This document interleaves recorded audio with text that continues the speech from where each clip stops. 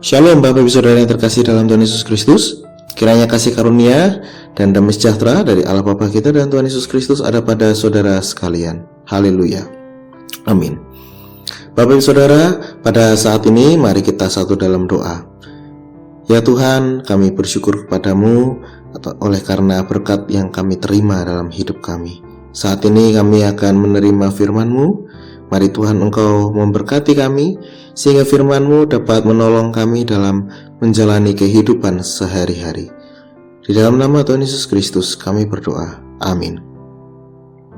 Bacaan kita pada saat ini diambil dari 1 Raja-Raja pasal 22 ayatnya yang ke-8. 1 Raja-Raja pasal 22 ayatnya yang ke-8 yang demikian. Jawab Raja Israel kepada Yosafat, masih ada seorang lagi yang dengan perantaraannya dapat diminta petunjuk Tuhan, tetapi aku membenci dia, sebab tidak pernah ia menubuatkan yang baik tentang aku, melainkan malapetaka. Orang itu ialah Mika bin Yimla. Kata Yosafat, janganlah raja berkata demikian. Demikianlah firman Tuhan. Yang berbahagia adalah setiap orang yang mendengarkan firman Tuhan dan yang memeliharanya. Haleluya.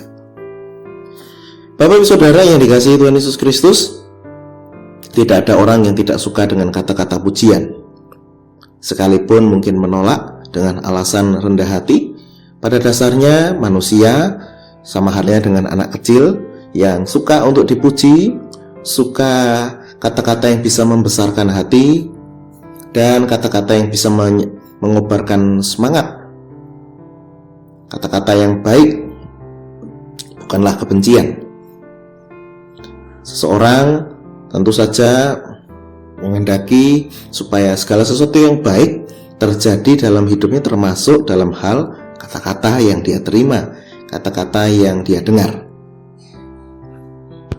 Namun jika ada orang yang menyuarakan hal-hal yang berbeda, bahkan berseberangan dengan apa yang kita pikirkan, kemudian dengan apa yang kita rencanakan, barangkali ada orang-orang juga yang kemudian berpikiran, wah, ini orang sepertinya membenci saya, tidak suka dengan saya.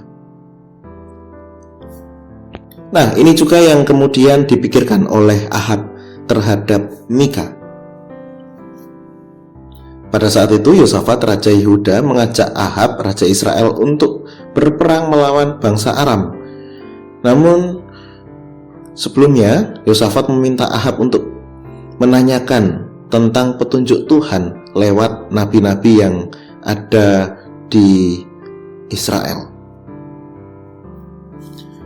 Setelah semua nabi dikumpulkan, ada sekitar 400 nabi yang menyatakan mendukung rencana untuk melawan bangsa Aram dan menyatakan bahwa nanti ada kemenangan dari Tuhan.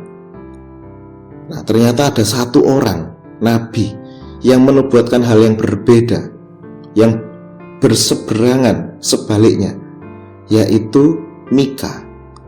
Dia mengatakan bahwa nanti pada saat melawan bangsa Aram akan kalah bangsa Israel. Jadi sebaiknya dibatalkan. Nah, mendengar apa yang disampaikan oleh Mika, Ahab ini kemudian benci kepada Mika, karena ya tadi tidak pernah menubuatkan yang baik tentang Ahab Raja Israel. Padahal sebenarnya apa yang disampaikan oleh Mika, seorang nabi ini, benar. Dia mendapatkan wahyu itu dari Tuhan, sehingga yang disampaikan oleh Mika itu adalah sebuah kebenaran. Tapi memang tidak semua orang dapat menerima kebenaran tersebut. Bapak Ibu Saudara yang terkasih dalam Tuhan Yesus Kristus, lalu bagaimana cerita selanjutnya? Pada kelanjutan ceritanya, Ahab mengikuti apa yang dikatakan oleh suara mayoritas, bahwa nanti kalau melawan Aram akan meraih kemenangan, Berbeda dengan satu nabi yang bernama Mika ini. Jadi Ahab mengikuti suara terbanyak. Nah, ternyata apa? Ahab terbunuh dalam perang tersebut.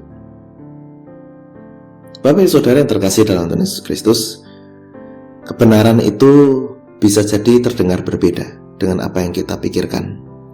Kebenaran itu bisa sangat menyakitkan bagi kita. Namun, mau bagaimanapun juga itulah kebenaran.